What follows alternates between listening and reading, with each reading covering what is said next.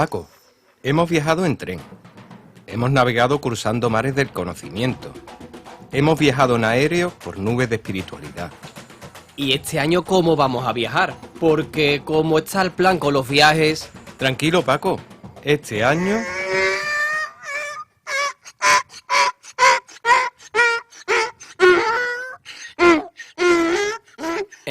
¿Eso qué es?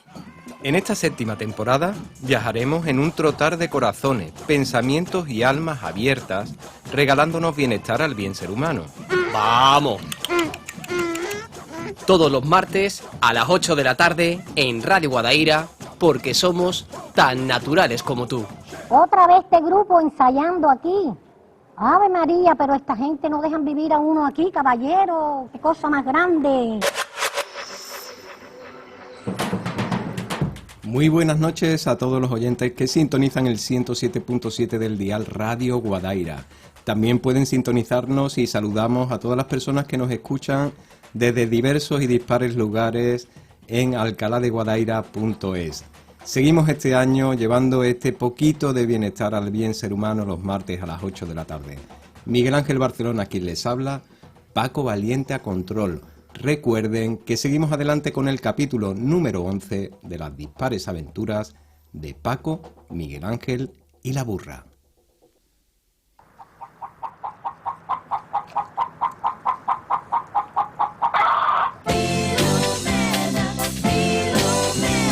Miguel, hay que ver cómo seguimos. Un año más y pa'lante. Que el verano tardío y el otoño en burra hemos conseguido pasarlo. Pero ahora en invierno, con el frío que hace aquí en la emisora, yo voy a poner la calefacción del control, si no aquí me voy a quedar criogenizado. Paco, hijo, qué exagerado. Además, con los aislantes de corcho que tenemos de 5 centímetros de ancho, los del año 84, resistiremos al frío de este invierno. Además, estos techos de madera con esas vigas del siglo catapún. ¿Tú te acuerdas el día que estábamos grabando y empezó a caernos en las cabezas unas mijitas como de serrín? No me voy a acordar que estaba torsuelo con mi hijita. Yo le hice foto por si eran termitas, pero como que las aventuras que hemos vivido en estos 7 años son para archivarlas, a todo esto, antes que se me olvide, que me han dicho de las altas esferas que si podíamos ajustar contenidos. ¿Qué me estás insinuando? Porque cuando vinieron hace 8 años a buscarme para colaborar con la radio, dejé bien claro que tan naturales como tú, tendría la libertad de llegar a sentir con la naturalidad la esencia del ser humano, con su sentido humanista, y no condicionado por ninguna sugerencia, ni política ni religiosa. Por eso es una colaboración, Paco. Y además, que el primer interés de este proyecto en pro del bien ser humano es compartir con los oyentes conocimiento. Pero que si hace falta, nos damos una huertecita, la burra, tú y yo, por el despacho de la jefa, ¿eh? Que verá cuando conozca a nuestra linda Filomena, que lleva una semana que está en burrasca. Tranquilo, Miguel, pero tú sabes que ya hemos recibido un mensaje de una ministra de Sanidad de una comunidad de España que los capítulos de la burra eran muy largos y que no le gustó porque parodiamos las esperas telefónicas de la Seguridad Social, o la que se armó cuando le preguntaste a Arcelade por los extraterrestres y te contestó que algunos de los que gobiernan el planeta eran extraterrestres porque no tenían nada de humano. Además, te veo muy raro, todos los días con un periódico diferente, y cuando los lees te da por romperlos y hacer papel maché. Paco, que sí, que lo que tú digas, pero que el programa va a seguir siendo y estando tal como somos, tan naturales como los escuchantes. ¡Shh! Y lo de nuestra Filo, ni una palabra, ¿eh? Que sin ella no hubiese seguido adelante el programa esta séptima temporada. Que hemos tenido que tirar de la burra al comienzo, pues claro, pero mira lo ligerita que va y que nos lleva ahora a todos los lugares que tenemos que llegar. Además, te digo una cosa, que si no estaba en Radio Guadaira colaborando, no estaría ni en Radio Televisión Española, que me harían un cuestionario antes de cada entrevista para ver de qué íbamos a hablar. Y los periódicos, pues después de leer lo que ponen, pues habrá que darle mejor utilidad. Y yo los rompo a cachitos, los mezclo con agua y con cola, y con el resultado hago cosas más útiles de las que salen impresas. Además, que siempre llevan una manipulación informativa. Prefiero darle una utilidad interpretativa y hacer escultura. Bueno, nosotros hacemos las cosas como nos sale del corazón, desde una visión informativa en la temática de cada programa, y por eso creo que se siente desde el corazón. Miguel, que queda nada de nada para empezar, y dime, ¿quién es el invitado esta semana? ¿De qué vamos a hablar? Que la Filomena esta semana está muy emocionada. ¡Filo! ¡Filomena! ¡Vente para acá, que no veas la que va a caer! Tira para el control que tenemos que elegir la música de este programa. Pues Paco, hijo, hoy vamos a conocer las aventuras de un ser sin pelos en la lengua. Honesto, porque supo lidiar acuerdos que silenciarían verdades. Valiente, para afrontar situaciones extremas e informarnos desde todos los lugares del mundo. Humilde y natural, porque si no, no seguiría siendo el mismo en una misión de guerra o sentado en un despacho de dirección. Uy, Miguel, qué interesante, pero me tienes intrigado. Y mira la cara de la burra con las orejas tiesas. ¿Quién es? Pues... David Jiménez. ¿Qué me está diciendo, Miguel? Que ese hombre es un famoso que ha escrito varios libros. Y el libro del director. Uy, pero tú cómo has hablado con ese hombre. Y mira lo tranquilo que está. Valiente, Paco, ¿eh? No me vayas a poner nervioso, ¿eh? Que yo estoy muy relajadito. Además, que yo hablo con los invitados tan natural. Sea un marqués, sea un artista o un escritor. Así que vamos a desentar esta emisora porque hoy nos visita el director, el David Jiménez. Miguel, me tienes encogidito entre el frío y el notición que me acabas de soltar. Yo no sé si llamar a la Sonia Panteón, a la dirección de la radio o a la alcaldesa directamente. Uy, Paco, ¿pero de qué hablas, chiquillo? Anda, vete a dar una huertecita con la Filomena, ¿eh? Coge la sombrilla, haz lo que quiera, tira para el ayuntamiento, pero déjame un ratito que tengo que perfilar la entrevista de hoy. Ay, Filomena, vámonos, que en una hora se lo contamos a toda Alcalá. Empezamos por las redes. Espera, vamos a entrar en el ayuntamiento. Buenos días, caballero. ¿Usted no pensará pasar con la burra y aparcarla en las columnas del patio? Disculpe usted, ¿es nuevo? Soy Valiente. Haga usted el favor de avisarme ahora mismito a la bastida. Valiente ni valiente. Bájese los humos una mijilla. De verdad, por favor, que es de máxima urgencia que traiga un comunicado para el gabinete de prensa. Después de todos estos años viajando en primera barrera de la batalla periodística, ¿cómo es que le da por sentarse en un sillón como director del mundo? Uy, ¿eso qué es? ¿Qué río? ¿Pero qué jaleo más grande? Uy, me voy a asomar. Ay, Dios mío, el Paco, la que me ha liado. Como que viene con el séquito y con los técnicos. Ay, ¿pero esto qué es? Mira, que le doy al intro y que he hecho el pestillo de la cabina. Tranquilo, Miguel, que es que no me podía callar. Ya se lo he dicho a todo el mundo, porque esta noticia tenía que ser sonada. Por favor, Paco, un poquito de por favor. Anda, Paco, tira para arriba y los demás...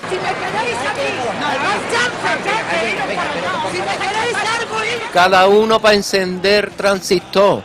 Qué vergüenza, por favor. Que no vea el plan. Anda, Paco, prueba el micro. No me mires por encima de las gafas, que ya sé que no te asienta bien, pero hijo, que llevamos todos estos años calladitos que estamos, coño, que todavía hay gente en Alcalá que no conocen tan naturales como tú. Bueno, pues ya se han enterado. Y se han enterado hasta el pleno.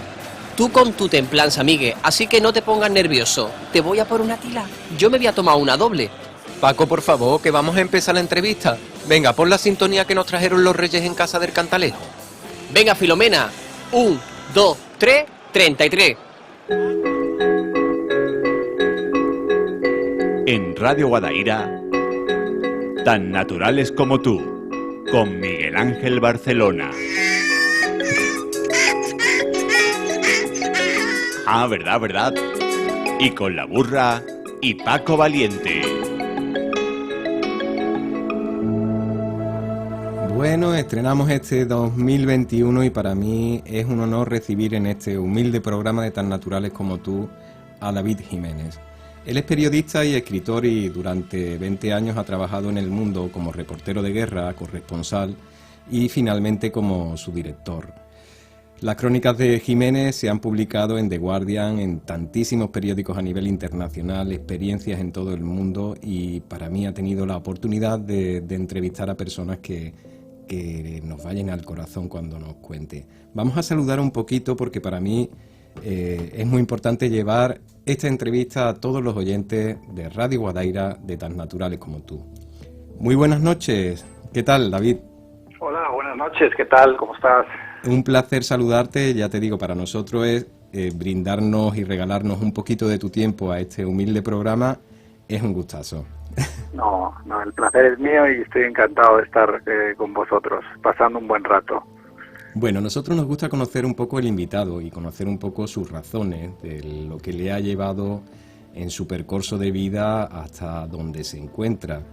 Y yo siempre, al preparar tu entrevista, he encontrado un poco y me gustaría saber que cómo, al estudiar periodismo, decides lanzarte, por ejemplo, como corresponsal o como corresponsal de guerra.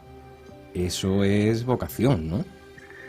Bueno, sí, la verdad es que cuando uno está estudiando en la facultad una carrera como periodismo, que ya de por sí es bastante vocacional, bueno, yo tenía esas fantasías, ¿no? De aventura, de conocer gente fascinante, de ir a lugares interesantes. Y después de un tiempo en la redacción me di enseguida cuenta de que aquello no era para mí, ¿no? De estar en la redacción. Y bueno, un día entré en el despacho del entonces director del Mundo, que era Pedro J. Ramírez, y le dije que me quería ir de corresponsal. Y estábamos en una época buena, ¿no? Del periodismo, donde los periódicos tenían dinero. Y para allá me fui, me escogí además el lugar más lejano posible, porque me fui al extremo oriente, ¿no? Con base en Hong Kong, y a partir de ahí empecé a cubrir guerras, revueltas, desastres naturales, y es verdad que quizá la aventura fue un poco más intensa de lo que yo había imaginado, ¿no? Pero la verdad es que no me puedo quejar porque, bueno, ha dado, pues, no solo para el crecimiento, digamos, como periodista, sino que también esa es una experiencia que te cambia como persona.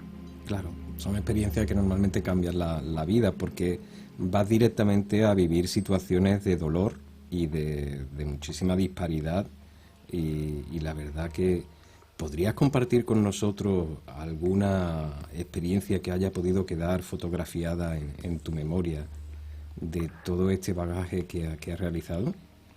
Bueno, son tantas, ¿no?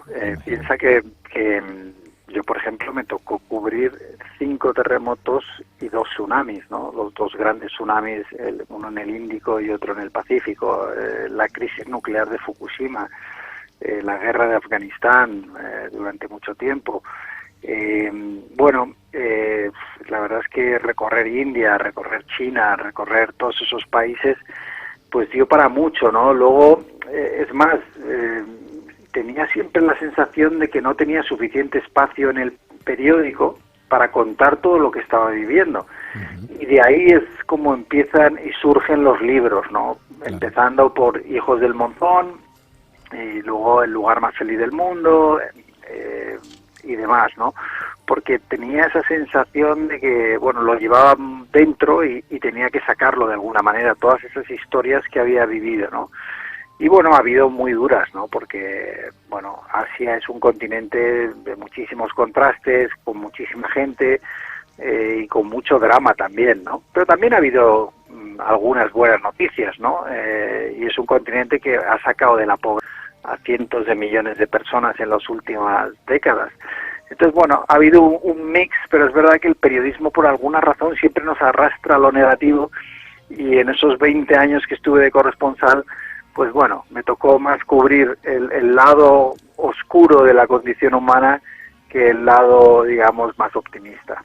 Claro, yo creo también porque una de las cosas principales que encuentra en todos los lugares del mundo es humanidad.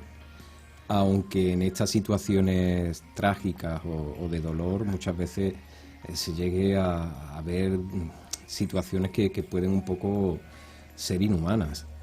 Bueno, es una cosa que se dice a menudo y que es muy cierta, ¿no? Que en situaciones extremas uno se encuentra lo peor y lo mejor de la condición humana. Y eso es así cuando vas, por ejemplo, a la guerra, ¿no? La guerra es quizá uno de los sitios donde los humanos nos comportamos de una manera más irracional, más cruel. Y aún así, en esos lugares donde fui a cubrir conflictos, siempre me encontré gente valiente, admirable, que intentó crear un pequeño oasis de paz y de armonía en mitad del desastre de la guerra. Ocurre lo mismo en los desastres naturales, ¿no? Esa gente que de una manera heroica pues sacrifica su vida o pone en riesgo su vida por salvar a otros. Eso también te lo encuentras. Héroes que en revoluciones donde estuve, en Nepal, en Filipinas, en Birmania, pues que arriesgaron su vida por la democracia y por intentar cambiar sus países, ¿no? Y todas esas cosas, pues la verdad es que el reportero, el corresponsal de guerra las necesita, ¿no? Esos chutes de humanidad y de optimismo, porque si no corres el riesgo de acabar pensando que todo lo que te rodea es negativo. Y yo creo que no, que el mundo tiene, pues sí, cosas que van mal, luego tiene también cosas que van bien, y a veces los periodistas dejamos esas de lado, ¿no? Porque nos tira, como decía antes, el lado más oscuro. Yo ahora mismo imagino en situaciones de situaciones que has podido vivir y la visión periodística, pero hay muchos sitios donde decimos, es que no hay libertad de expresión. ¿Podemos decir que hay libertad de expresión, por ejemplo, en este momento, en la actualidad, en un sitio que normalmente nosotros podemos decir que no hay libertad de expresión, y en lo que nosotros vivimos en la actualidad, en este momento, en este país, ¿hay libertad de expresión? Bueno, la respuesta corta y directa es que no la hay en muchísimos sitios. El poder tiene una tendencia natural a intentar suprimir la libertad de expresión, porque se siente amenazado, ¿no? Yo he estado desde los lugares más donde pues, esa libertad de expresión es aplastada de una manera más brutal, como Corea del Norte, por ejemplo, ¿no? China, que es otra dictadura, en Birmania, muchos sitios incluso donde al final me prohibieron entrar, ¿no? Por hacer mi trabajo, y donde periodistas locales sufrían mucho más que yo, porque eran encarcelados o asesinados y demás, ¿no? Y luego, claro, volví a España cuando me nombraron director del Mundo, pensando que aquí sería diferente. Y es diferente en el sentido de que en España el riesgo no es que te maten, y los periodistas no van a la cárcel por contar las cosas, pero sí me encontré muchísimas presiones del poder económico y político para que no hiciera mi trabajo, y al final, como cuento en el director, en el libro que relata ese año, bueno, fui despedido por defender la integridad del periódico y por no ceder a esas presiones. Es decir, que también aquí en España la libertad de expresión está limitada. ¿Se puede decir que la libertad de expresión la tiene el que paga? Bueno, sí, porque es uno de los grandes problemas que nos hemos encontrado también, ¿no? En estos años de crisis, crisis la ha habido en todos los sectores, pero el periodismo le ha pegado muy duro, ¿no? Miles de compañeros han perdido sus puestos y los medios de comunicación se han debilitado mucho. Eso nos debilitó, nos hizo más frágiles y hizo también que perdiéramos mucho los principios básicos del periodismo. Para sobrevivir empezamos a hacerle favores al poder, ¿no? Eso que yo en el director llamo los acuerdos, ¿no? Que son pactos secretos que tenemos los medios de comunicación con los partidos políticos y con las grandes empresas para ocultar información negativa sobre ellos a cambio de publicidad, de favores, de patrocinios, etcétera. Entonces, bueno, nuestra libertad de expresión se ha visto muy comprometida en estos años, ¿no? Y bueno, es un mundo que yo quería desvelar, porque me parecía que los periodistas que estamos acostumbrados a contar la vida de los demás, pues también tenemos que contar lo que va mal en nuestro oficio, ¿no? ¿Y ha existido consecuencias con esta vivencia? Bueno, como decía antes, afortunadamente en España no te pegan un tiro como te ocurre en México cuando informas del narcotráfico y su relación con el poder, pero tiene consecuencias en el sentido de que en este país sí que hay periodistas cuyas carreras profesionales se ven truncadas por ser demasiado valientes o por simplemente ni siquiera ser valientes, por hacer su trabajo, ¿no? Es una cosa muy curiosa del periodismo, ¿no? Porque en casi todas las profesiones, si tú haces muy bien tu trabajo, te promocionan, a lo mejor hasta te suben el sueldo y te dan un puesto mejor, y en el periodismo, como se te ocurra hacer tu trabajo, tienes muchas posibilidades de que te ocurra lo contrario, que te echen de tu empresa, de que no te lleven a algunos sitios, de que te veten y demás. Bueno, yo eso lo viví de una manera bastante intensa, porque, bueno, cometí, entre comillas, el error, que para mí es un acierto, de cabrear al poder, que yo creo que es una de las funciones del periodismo, ¿no? Vigilar al poder y denunciar sus abusos. Y bueno, al final escribí un libro que fue muy polémico y debo decir que no ha tenido consecuencias para mí porque se convirtió rápidamente en un éxito. Ahora se va a hacer una serie de televisión sobre el director. Y todo eso, pues bueno, el haber tomado ese riesgo de contar todo eso, creo que ha merecido la pena. Claro, ha tenido su pro y su contra, pero posiblemente ahora los pros sean hasta mucho mejor que... Sobre todo por la sensación que tiene uno cuando cuenta la verdad y cuando denuncia cosas que van mal. Y yo siempre digo que claro, para mí habría sido muy difícil si después de ser director del Mundo durante un año, ser testigo de cómo funciona el poder, de cómo se ha corrompido a la prensa, si yo no lo hubiera contado, sería muy difícil que me llamara a mí mismo periodista, ¿no? Los periodistas no meten en un cajón la información que tienen, ¿no? Cuando tienes una buena historia la quieres contar, y es un poco lo que yo hice.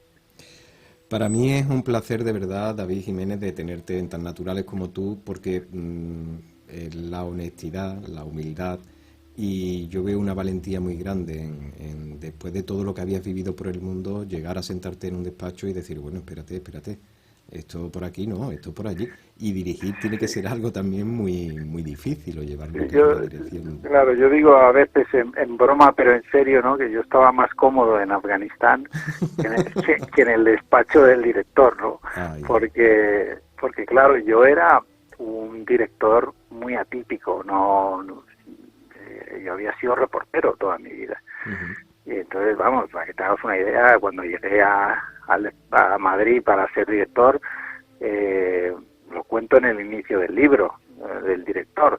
El guardia de seguridad ni siquiera me dejaba entrar, porque no me reconocía, ¿no? Dice, ¿pero este quién es, no? Porque llevaba 20 años por ahí dando vueltas por el mundo. Me tuve que comprar un traje, porque yo nunca iba en traje. O sea, es decir, y pasar de ser muy libre, viajando solo por el mundo y haciendo reporterismo, a las presiones de los políticos, los empresarios, a las cuentas, en un momento donde el periódico además estaba en una crisis gravísima, pues claro, ya das un salto a otro tipo de periodismo, ¿no? Y bueno, yo me veía un poco fuera de lugar, la verdad. Yo creo que cometieron un error al elegirme a mí para ese puesto, ¿no? Y yo creo que ahora lo piensan probablemente más de lo que lo pensaban entonces, después de que se publicara el libro contando todo lo que pasó. Toda la experiencia.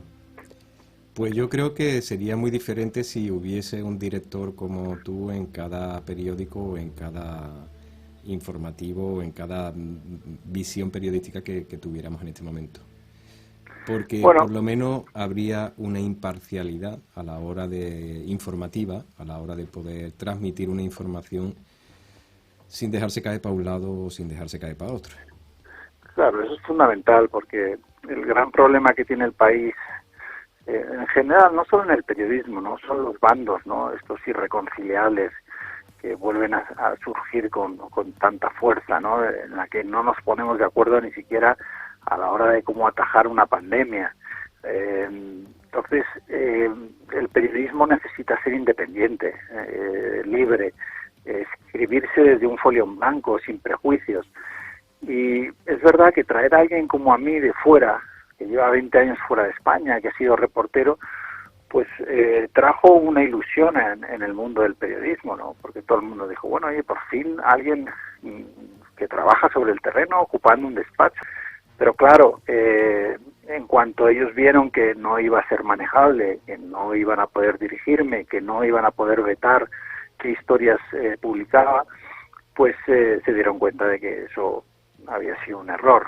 Ellos lo que querían en realidad era una imagen, pero que a la hora de la verdad, cuando descolgaran el teléfono y dijeran, oye, este caso de corrupción no lo publiques, que yo les obedeciera. Y pensaban además que por los beneficios que supone ser director del Mundo, pues yo diría que sí, dócilmente, a cambio de esa posición que es privilegiada de ser director de un gran periódico.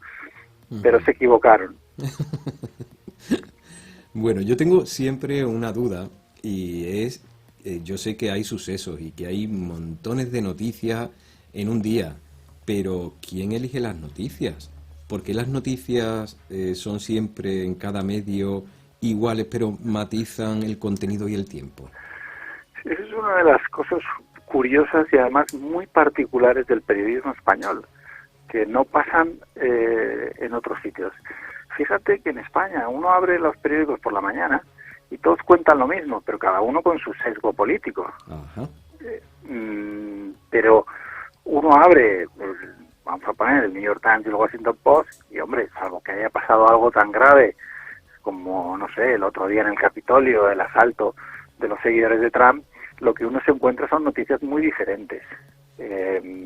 Pero aquí estamos en un periodismo muy de rebaño, muy de seguir, donde los políticos además nos marcan la agenda. Ellos, vamos detrás de ellos a ver qué han dicho, qué no han dicho, cómo se han peleado, y en vez de ser nosotros los que fijamos la agenda informativa, nos la acaban fijando ellos. Y hablo de políticos, pero te digo igual con deportistas, con clubes de fútbol o con empresarios del IBEX, etcétera. Entonces no conseguimos romper esas ataduras que tenemos al establishment, ¿no? Y es una de las cosas que yo intenté hacer cuando fui director del Mundo, ¿no? Salirnos un poco de la rutina. Por ejemplo, había veces que me decían, oye, hay una rueda de prensa del secretario de no sé... Y digo, pues no vamos.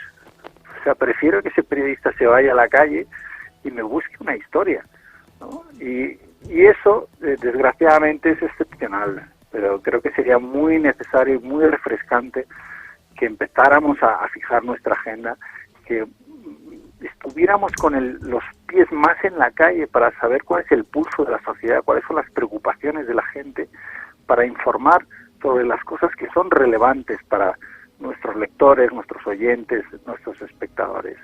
Creo que ahora mismo no lo estamos haciendo. Yo recuerdo la década de los 90 y hasta en el 2000, que a mí me encantaba ver un noticiero de la 2, que eran noticias totalmente diferentes a las que normalmente veíamos en las cadenas de televisión.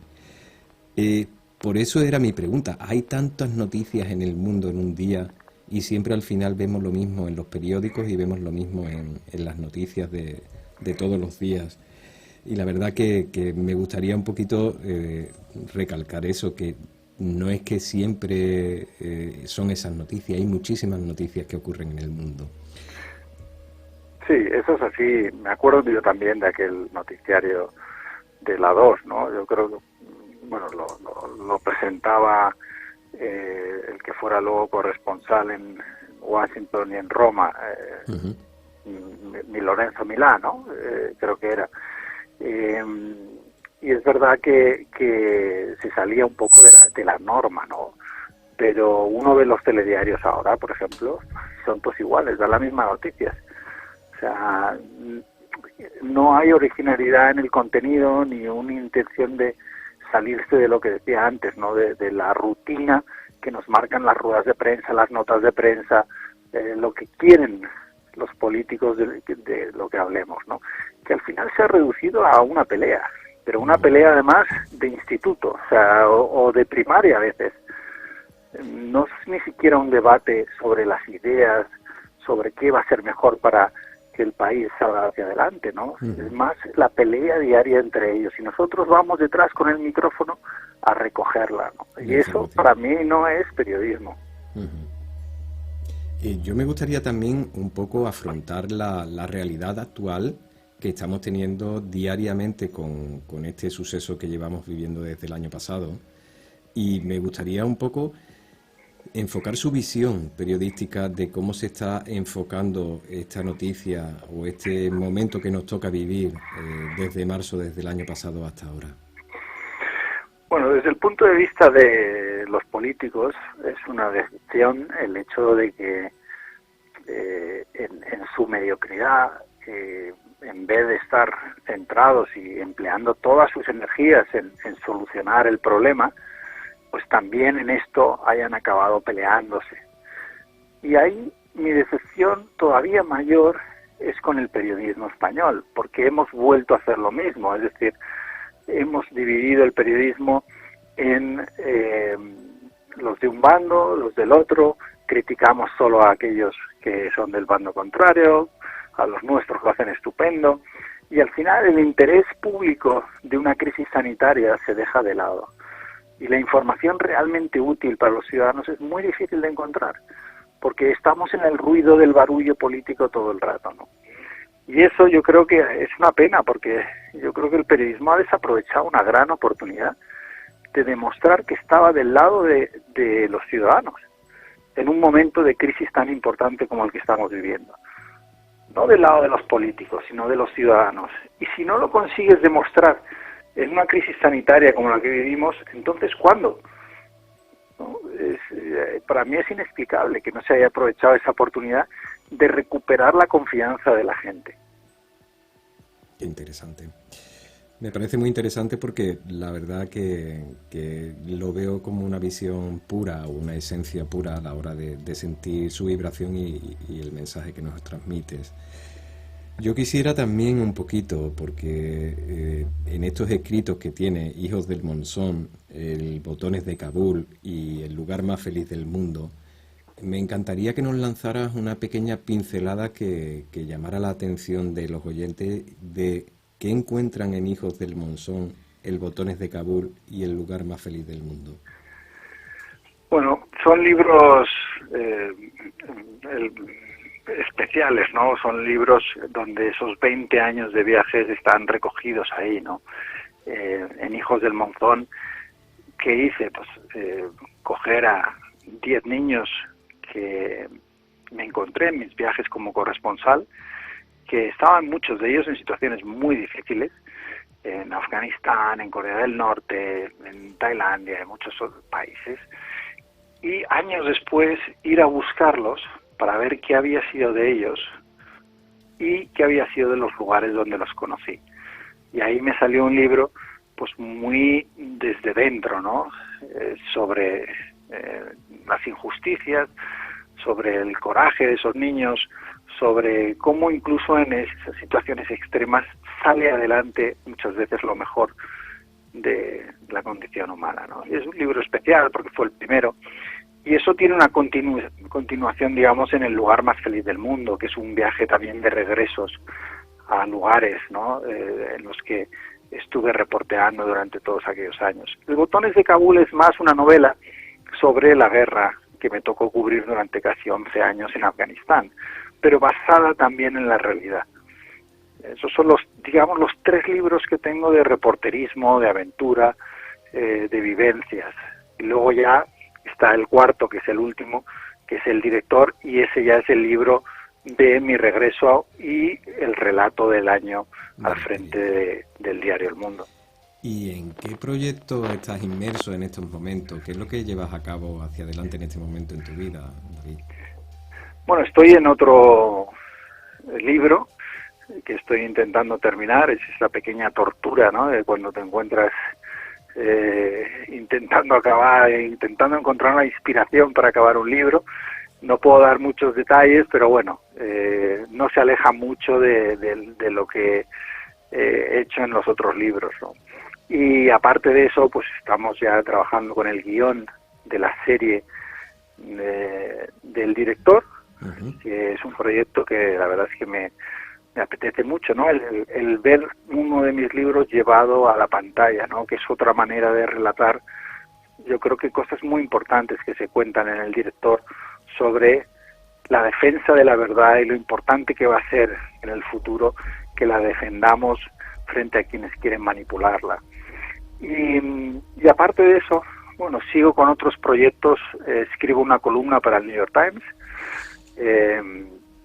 justo antes de entrar a la entrevista estaba terminando mi artículo de esta semana, voy haciendo proyectos españoles y bueno, intentando mantenerme activo, creativo dentro de estos difíciles momentos de la pandemia, ¿no? Que se lo he oído mucho a directores de cine, a escritores, a mucha gente y a mí me ocurre, ¿no? Que es difícil encontrar inspiración, ¿no? En una situación en la cual estamos todos un poco confinados, incluso cuando no nos tienen en casa, estamos un poco confinados mentalmente, ¿no? Y un poco bloqueados, ¿no? Yo además, como alimento mis historias mucho de viajes, el no haber podido viajar en estos meses, en este último año, es verdad que también te corta un poco, ¿no? Esa inspiración. Pero bueno, intentando superarlo, por supuesto, esos son problemas mínimos comparados con los que tiene mucha otra gente, ¿no? Familiares enfermos, gente mayor que está sola, no digamos ya quienes han perdido a seres queridos, amigos, la economía, ¿no? El sufrimiento económico que ya está aquí, pero que además tiene pinta de que va a durar. Entonces, bueno, no me voy a quejar porque yo no pueda inspirarme lo que me gustaría en mis libros, pero es verdad que todos estamos pasándolo pues no tan bien como nos gustaría y con mucha esperanza de que la vacuna consiga regresar, si no a la normalidad absoluta, pues al menos que nos devuelva parte de esa normalidad. Yo me gustaría, David, que cerraras el año 2020 con un titular y que nos presentaras el año 2021 con un titular que pudiese venir. Bueno, el titular del 2020 para mí es el año perdido, ¿no? Yo creo que son los abrazos que no dimos, la gente que no conocimos, el tiempo que pasamos en casa sin vivir experiencias, sin crear nuevas amistades, sin enamorarnos de los que estén solteros, ¿no? Hay tantas cosas que nos quitó ese año que yo lo definiría como el año perdido, ¿no? Y yo creo que el año 2021 tiene que ser el año de la recuperación de nuestro tiempo, de volver a ser dueños de nuestro espacio, de nuestro tiempo y sobre todo de haber aprendido la lección del 20, que es, yo creo, muy importante, y es qué es realmente importante en la vida, ¿no? Y yo creo que si hay una cosa que nos puede dar la pandemia es reflexionar sobre muchas cosas que hacemos perdiendo el tiempo que nos quitan espacio para lo realmente importante, que hemos descubierto durante la pandemia, que es el ir tomado con amigos, el estar cerca de tus padres o de tus hermanos o de tu familia, el poder abrazar a la gente, esas cosas que dábamos por hecho y que nos hemos dado cuenta que son mucho más importantes y que no valorábamos en su justa medida cuando las teníamos ahí, ¿no?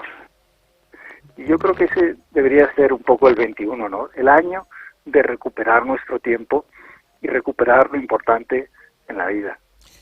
Para mí, David, es un placer y un honor recibirle en Tan Naturales como tú y un referente en honestidad y en decir las cosas sin pelos en la lengua o verdaderamente como cree que tiene que ser dichas y sentidas. Y la verdad que, como yo suelo decir, mejor el exilio a un pensamiento cerrado. que la verdad que es algo importante el poder transmitir con la libertad de expresión todo el ser. Nosotros, antes de finalizar la entrevista, me gustaría un poco que nos regalaras a todos los oyentes lo que te salga del alma, lo que tú quieras transmitirnos a todos los oyentes de Tan Naturales como tú.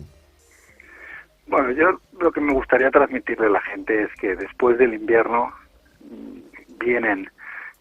vuelve a salir el sol, y viene la primavera y viene el verano. Es decir, que después de estos meses tan duros que hemos vivido, las cosas van a volver a estar bien, y yo creo que vamos a salir para adelante. No voy a decir más fuertes, ¿no? Como decía el gobierno, no va a salir más fuertes, pero yo sí creo que vamos a salir reforzados, al menos de una manera, no sé si llamarlo espiritual, ¿no? Pero creo que vamos, como decía antes, a valorar mucho mejor las cosas que tenemos alrededor, y que el 21 va a ser un buen año para todos. David, muchísimas gracias por tus palabras. Para mí es un honor, como te he dicho, recibirte en este humilde programa desde Alcalá de Guadaira. Yo te saludo, te mando un abrazo telepático. La verdad que ha sido un gustazo tenerte con nosotros y disfrutar este primer programa de esta 7ª temporada de Tan Naturales como tú. Un abrazo fuerte a ti y a todos los oyentes. Muchísimas gracias, un abrazo muy grande.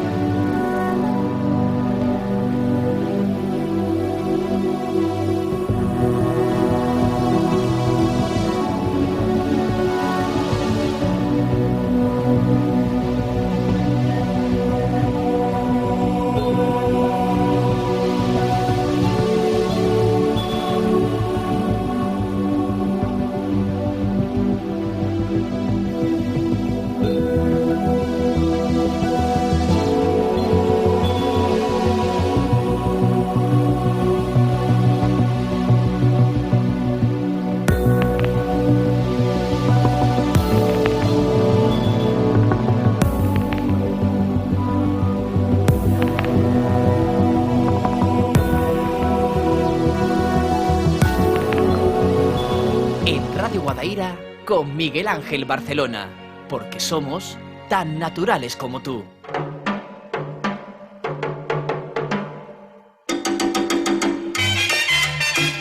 Bueno, llegado este momento, la verdad que con el gusto, la sensación de emoción de poder transmitir a los oyentes las noticias, el mensaje y la vibración de este invitado como el que hemos tenido hoy, David Jiménez. Buen estreno de año que hemos comenzado y seguimos adelante todos los martes a las 8 de la tarde portando ese poquito de bienestar al bien ser humano. Desde Radio Guadaira, el 107.7 del dial, Miguel Ángel Barcelona, quien les habla, Paco Valiente a control, porque somos tan naturales como tú. Recuerden que nos encuentran en las redes sociales, pueden buscar un poquito en el canal YouTube y encuentran los invitados que han pasado por esta emisora de Radio Guadaira en estos 7 años de tan naturales como tú. Hasta la semana que viene. Otra vez este grupo ensayando aquí. Ave María, pero esta gente no dejan vivir a uno aquí, caballero. Qué cosa más grande. Yo soy rebelde porque el mundo me ha hecho hecho así, porque nadie me ha tratado con amor, porque nadie me ha querido nunca oír.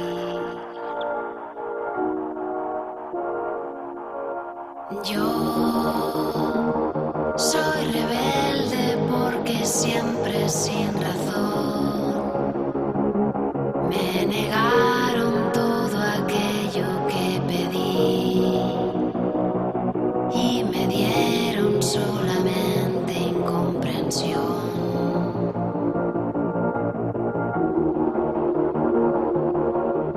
Y quisiera ser como el niño aquel, como el hombre aquel que es feliz. Y quisiera dar lo que hay en mí, todo a cambio de una amistad. Y soñar.